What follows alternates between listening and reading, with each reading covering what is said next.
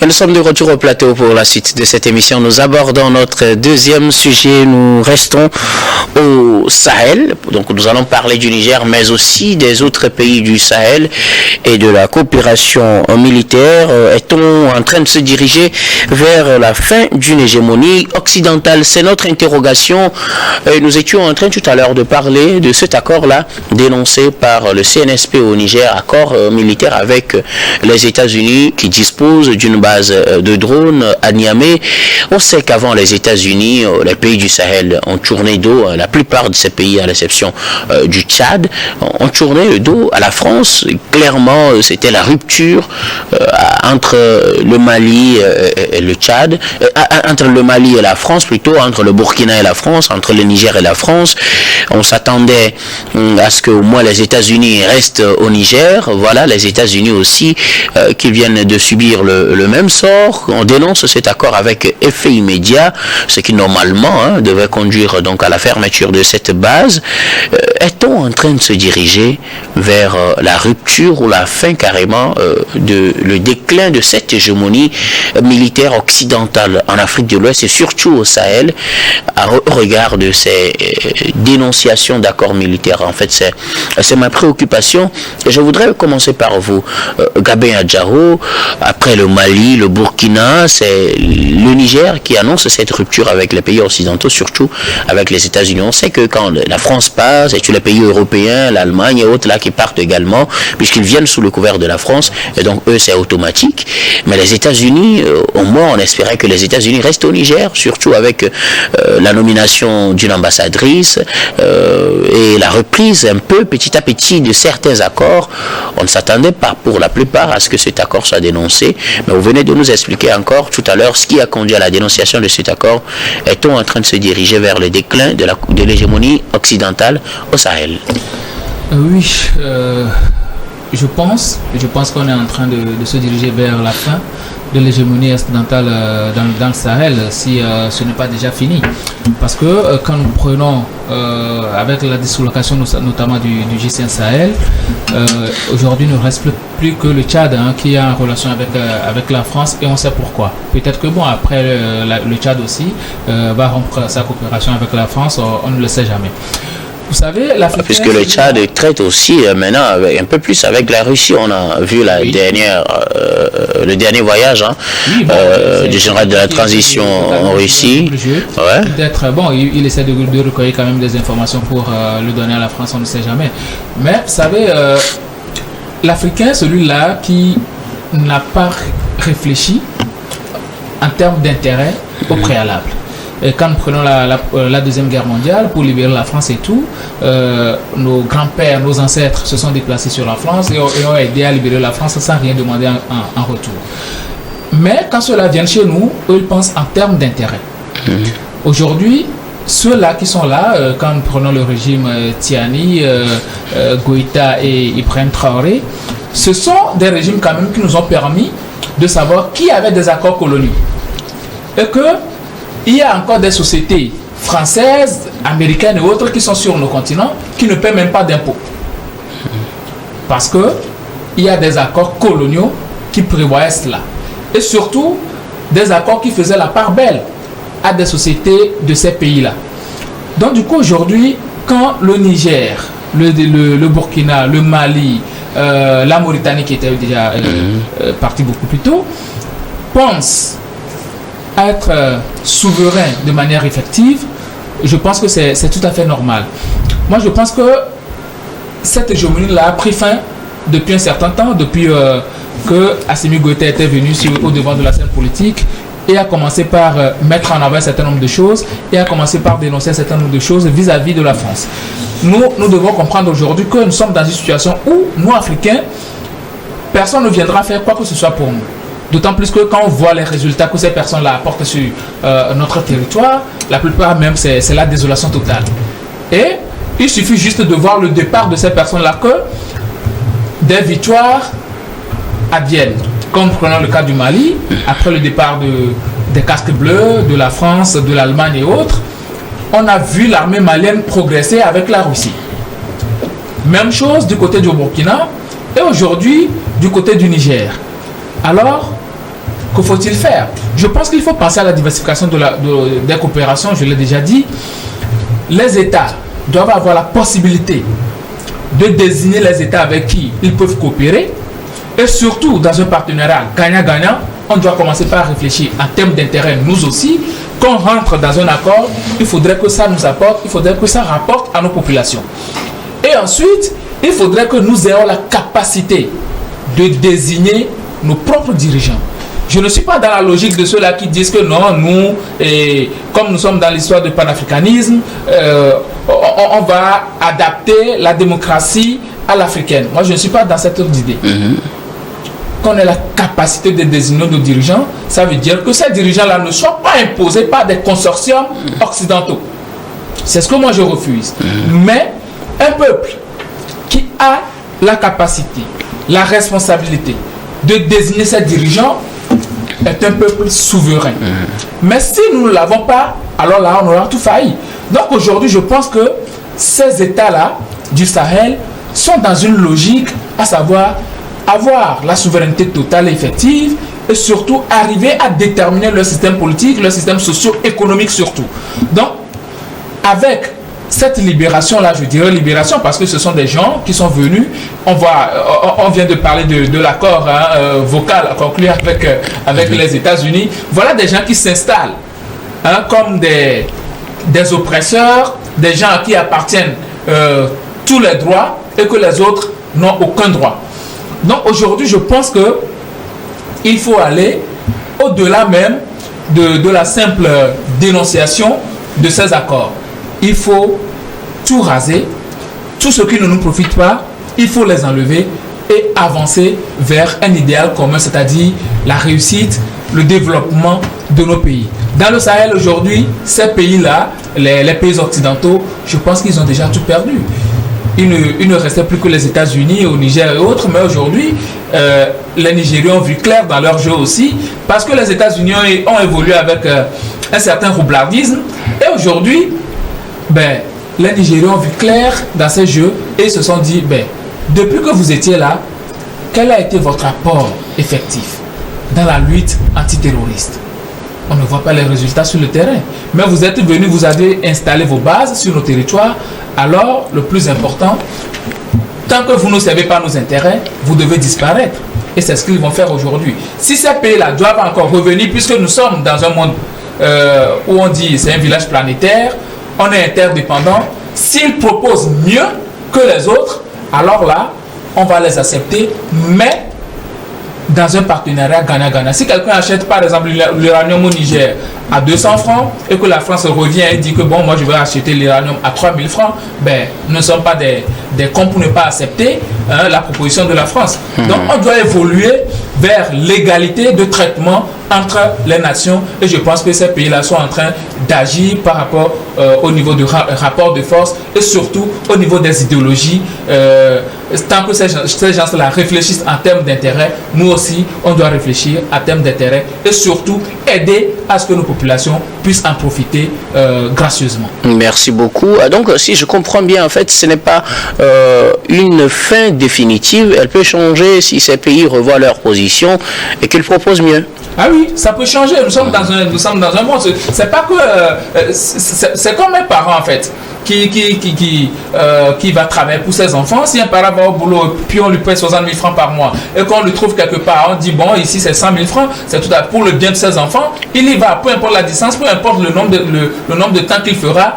Il ira. Si les États-Unis, la France, les pays occidentaux changent leur position et traitent les gens comme des humains comme eux et traitent les États comme des États qui sont comme eux, alors là, les choses peuvent changer. Et surtout, si cela profite aux populations et aux États, je pense que ça peut changer. Sinon, leur position paternaliste qu'ils adoptaient là, s'ils viennent encore avec ça, je ne suis pas sûr qu'ils auront encore du vent en poupe en Afrique occidentale, surtout dans le Sahel. Alors, Fiakoulou Adangbleno, est-on en train de se diriger vers un déclin de l'hégémonie occidentale dans le Sahel avec ce départ des États-Unis ou du moins la dénonciation de cet accord avec les États-Unis qui fait suite à d'autres dénonciations d'accords, surtout en lien avec la France et d'autres pays européens? Moi, je ne veux pas parler de déclin, mais je peux parler d'une rupture totale avec l'Occident. Depuis l'indépendance des pays ouest-africains francophones en 1960, aujourd'hui, ça fait 64 ans que nous avons eu l'indépendance.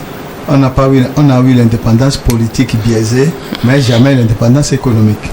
Ce sont les Occidentaux qui fixaient le prix de nos valeurs, de nos produits matières premières, de nos produits agricoles, voire les matières premières. Aujourd'hui, avec le départ de la France et des États-Unis, des pays du Sahel, on peut dire aujourd'hui que les pays du Sahel ont revendiqué et obtenu leur souveraineté. Il n'y a plus question de pression, et de diktat de l'Occident sur ces trois pays de l'AES. Aujourd'hui, il est clair que les États-Unis, la France et les autres pays de l'UE n'ont plus droit de regard sur ce qui se fait dans ces trois étapes du Sahel. L'on peut conclure en disant que la souveraineté de ces trois pays est désormais totale et qu'il faut désormais un partenariat d'égal à égal. La France est un pays souverain, le Niger est un pays souverain et que tout accord de partenariat doit être un accord de partenariat gagnant-gagnant. Il n'y aura plus de diktat. En dehors de ça, nous devons souligner aussi que le Niger, aujourd'hui, a des partenaires qui n'opposent aucune condition pour les relations bilatérales. Nous avons l'Iran, aujourd'hui, qui veut construire des centrales électriques. Nous avons des Libyens qui veulent investir ou bien construire dans le domaine de l'électricité. Nous avons la Russie qui fournit des armements et des instructeurs aux pays du Sahel sans aucune condition contraignante pour leur sécurité. Voilà ce que je peux dire sur le Niger, tout en affirmant que les pays occidentaux n'ont jamais voulu le développement des pays africains. Notre indépendance est certes politique, mais économique et financière, nous n'avons jamais vu une telle indépendance depuis 64 ans. Tout se décide à Paris. Les prix des matières premières se décident à la bourse de New York ou bien la bourse de Londres pour les produits africains. Ces trois pays, disons révolutionnaires, sont en train de donner la fierté à l'Afrique et je souhaiterais que ce soit de même dans les autres pays africains. Dire non à l'Occident, dire non aux diktats européens, que la souveraineté africaine soit désormais le repère de tout Africain, pour ne pas parler de panafricanisme. Merci beaucoup à vous. Fioclou Adangoulenou, alors, Adam Adjronou, est-on en train de se diriger vers le déclin de l'hégémonie occidentale dans le Sahel au regard des derniers événements qui se passent dans les pays du Sahel, dénonciation d'accords militaires avec les pays européens, mais aussi avec les États-Unis? C'est l'impression que ça donne, mais je me dis c'est une idée, hein. En tout cas c'est une réclamation de surcroît d'indépendance et d'égalité souhaitée par nos pays africains, plus dans leur globalité, mais portée par les trois pays qui ont eu le courage, en tout cas l'opportunité, si vous le permettez, de pouvoir donc l'affirmer, de l'exprimer publiquement. Et surtout, cette volonté-là est portée par les pseudo-panafricanistes au regard de l'hostilité et qui l'instrumentalisent à dessein. Et donc ça donne l'impression que nous nous dirigeons vers la fin d'une hégémonie, mais tout ceci n'est qu'une réclamation de respect voulu par les peuples africains. Vous savez, cela a été exprimé d'abord lorsqu'il était question de pouvoir sanctionner, d'isoler la Russie face à la guerre entre la Russie et l'Ukraine, et lorsqu'il était question de pouvoir passer au vote aux assemblées des Nations Unies. Je pense que le monde entier était surpris de voir l'Afrique afficher une position subtile face à cette position, puisqu'il y avait des gens qui étaient pour, d'autres qui étaient contre, mais d'autres également qui étaient dans l'abstention. Ça voudrait dire quelque part que l'Afrique aujourd'hui, comme je l'ai dit, la question n'est pas une question sahélienne, c'est une question africaine prise dans sa globalité, qui ne veut ni l'un ni l'autre. En tout cas, l'Afrique veut affirmer son identité comme telle. Ça n'a rien à voir avec une question de la fin d'une hégémonie et de l'arrivée d'une autre hégémonie. Puisque, en parlant de la fin d'une hégémonie, c'est comme pour dire que, voilà, l'Afrique veut finir avec l'Occident en voulant donc avoir la Russie, la Chine, etc. L'Afrique ne veut ni l'un ni l'autre. Justement, l'Afrique veut être respectée. Sa juste valeur, éviter cette condescendance affichée. Plusieurs années plus tard, où l'Afrique, la voix africaine n'a jamais porté, compte tenu du fait que on accepte des accords, puisqu'on a parlé tantôt des accords coloniaux. Lorsque vous les regardez aujourd'hui, cette nouvelle génération, c'est quand même ridicule. Aujourd'hui, donc, l'Afrique veut s'affirmer, avoir une affirmation digne de l'Africain lui-même. C'est ce que l'Afrique veut. L'Afrique ne veut pas finir avec, à partir du moment, je pense que Gabel l'a dit, et un peu Fiorkoul, à partir du moment où vous respectez l'Afrique, vous respectez ses choix, que nos pays soient à l'avant-garde des vœux, des souhaits de nos pays, pour ne pas paraphraser, en tout cas, les trois piliers de la politique malienne, qui est en tout cas partagé aujourd'hui par tous les pays africains. C'est tout ce que l'Afrique veut. Et lorsque vous venez avec en tout cas des propositions gagnant-gagnant pour chaque pays, je pense que l'Afrique veut. Ça n'a rien à voir avec une sorte d'hégémonie, parce que si même aujourd'hui l'Afrique, en tout cas les pays francophones, ont cette règne-là affichée vis-à-vis de la France, c'est justement parce qu'on a dû en tout cas reparcourir un peu ces relations avec la France,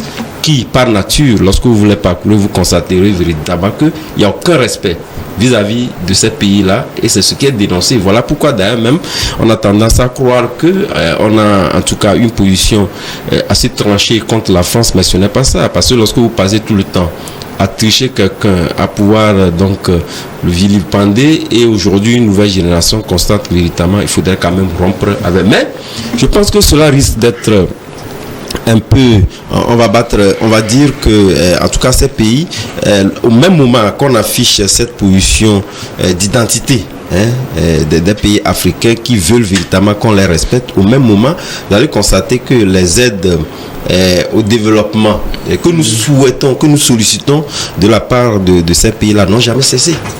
Et moi je pense que on dit souvent pour faire les omelettes il faut casser les œufs. Si certes c'est là, je pense que le Ghana l'a démontré à suffisance. Si c'est là qu'on veut réellement qu'on nous respecte et nous affirmer, et pour qu'on arrive à affirmer cette identité là, il faudrait quand même qu'on supporte que nous-mêmes nous partons de nos développements endogènes naturellement en revoyant les prix des matières primaires, etc.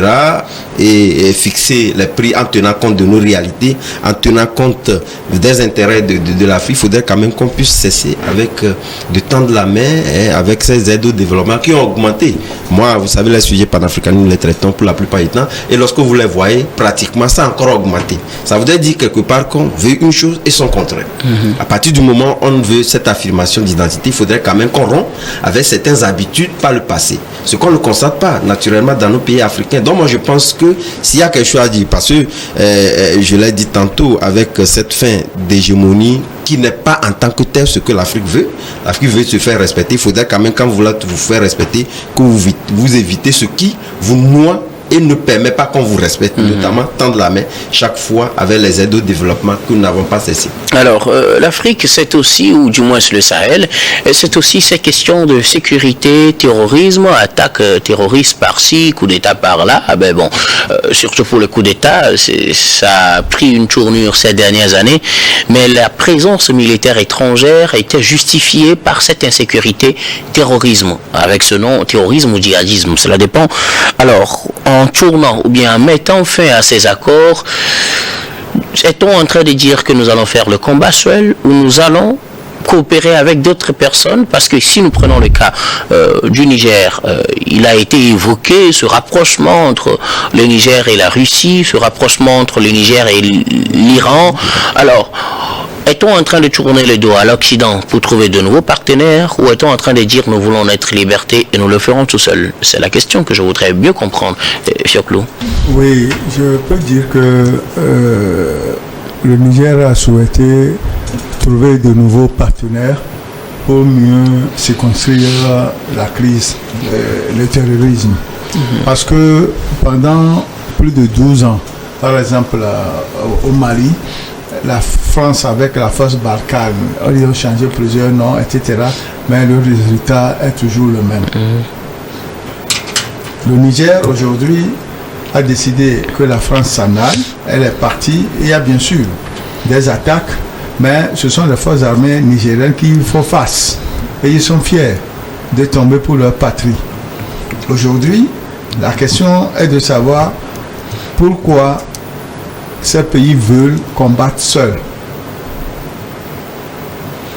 Et la réponse, c'est que en voulant prôner la souveraineté, il faut que cette souveraineté soit mise à jour dans tous les cas, et surtout en ce qui concerne la défense et leur propre sécurité. Je peux affirmer aussi que la France n'a rien amené dans les pays du Sahel au niveau de la lutte contre le terrorisme. La France a perdu des hommes. Ces éléments sont tombés au Sahel, qui a une distance d'environ 6000 km par rapport à leur pays d'origine. Mais il y a eu aussi de l'exploitation que tout le monde n'a pas dit. La France était dans le Sahel pour question de sécurité, mais pour aussi des exploitations minières. En dehors de ça, on peut affirmer aussi que les gouvernements de l'AES, les gouvernements de transition, doivent faire un effort pour transformer leur régime en un gouvernement d'option économique, c'est-à-dire signer des contrats de partenariat pour la transformation de leurs matières premières sur place. Il y en a qui sont en train de le faire. Je donne le cas de la Guinée, par exemple. Le général Doumbouya a réuni les experts et les exploitants miniers pour leur demander de mettre en place des usines de transformation des matières premières.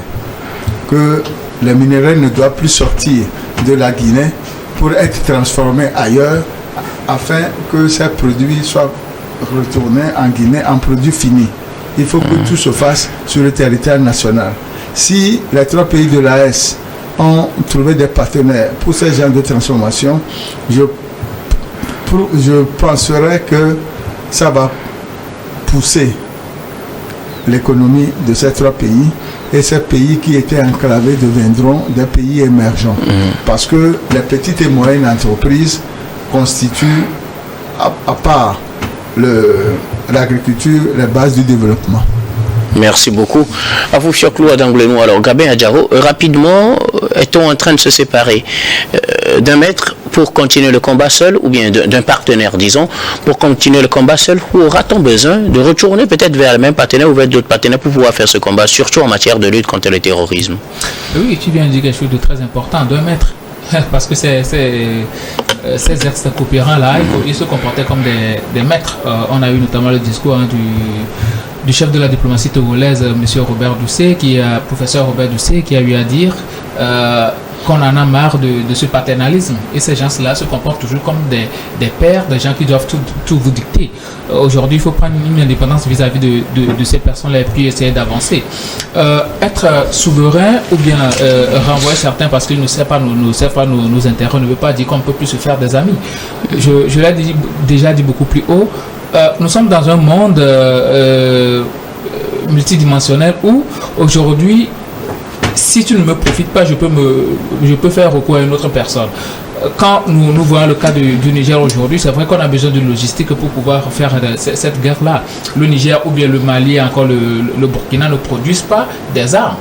ces armes-là viennent d'ailleurs. Ça veut dire déjà que nous avons déjà besoin d'autres personnes pour pouvoir faire cette guerre antiterroriste-là. Okay. Donc aujourd'hui, si ces pays décident de coopérer avec d'autres personnes et que, notamment le cas du Mali, je l'ai déjà dit, parce que ça a apporté des résultats probants, le cas avec la Russie. Donc aujourd'hui, si ces gens-là veulent se tourner, que ce soit avec le Portugal, que ce soit avec l'Espagne ou bien avec un autre pays, et puis l'accord leur profite et le contraire est bien clair, je ne pense pas qu'il y a problème. Parce que quand les États-Unis étaient venus s'installer, la France était venue s'installer, il faut le dire aussi que ces États-là payent les agents de ces pays. Donc ce n'est pas gratuitement que ces pays-là viennent s'installer au Niger, au Mali, au Burkina et autres. Non, c'est en contrepartie de quelque chose. Alors si on sort de l'argent et qu'on ne voit pas de résultat là, alors ça pose problème.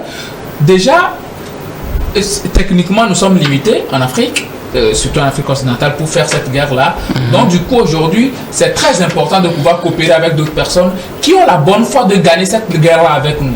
Donc, si ceux-là qui étaient là ne profitent pas réellement au pays pour endiguer ce phénomène de terrorisme, je pense que c'est tout à fait normal qu'aujourd'hui, on les chasse et puis on fasse recours à d'autres personnes qui sont de bonne foi et veulent nous aider à endiguer ce phénomène de terrorisme. Donc, je pense que on ne peut pas aller tout de go, dire que bon, je veux seul arriver à bout du terrorisme. C'est impossible dans le cas actuel de l'Afrique, vu notre situation logistique et technique et tout. C'est très compliqué, mais on peut faire recours à d'autres États qui comprennent que nous sommes des États et que nous sommes des individus qu'il faut respecter. Alors on peut aller dans ce sens et coopérer avec ces pays-là. Madame, rapidement, est-on en train de rompre des accords pour continuer le combat seul avec nos moyens de bord, ou on finira par retourner vers les mêmes ou vers d'autres personnes pour pouvoir nous équiper ou avoir leur appui dans cette lutte-là contre le terrorisme qui, nous savons, est la préoccupation de la plupart des régimes du Sahel?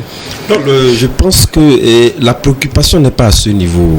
Avant même de décrypter cet aspect-là, il faudrait quand même partir, en tout cas des facteurs, de la vitalité du positionnement de ces pays, de ces puissances-là dans nos pays. Vous savez, c'est l'expression aussi affirmée d'une puissance, de pouvoir avoir des bases dans des coins du monde. Mais lorsque vous comparez, je rappelle que l'Afrique n'est pas le seul continent sur lequel certaines puissances ont des bases. Ça y est ailleurs, mais lorsque vous comparez, ce ne sont pas sur les mêmes process que ces bases-là sont installées. Quelque part, c'est justement parce que ces pays occidentaux n'ont pas su quand même nous donner les moyens qu'il faut pour combattre le terrorisme. C'est en cela que l'Afrique est en train de se révolter aujourd'hui, d'avoir les moyens. Et si ces moyens-là sont donnés, il n'y a pas de raison qu'on puisse dire que voilà, on retournera vers ces pays-là, on serait déterminant pour véritablement affronter tout mal qui pourrait arriver. Et je rappelle que l'Afrique n'est pas le premier continent, où les pays africains ne sont pas les premiers continents où il y a le plus d'insécurité. Lorsque vous voyez la vague, il y a plus d'insécurité ailleurs que l'Afrique. Merci beaucoup. À vous, nous allons marquer la pause pour le journal, puis on revient juste après pour la suite de cette émission.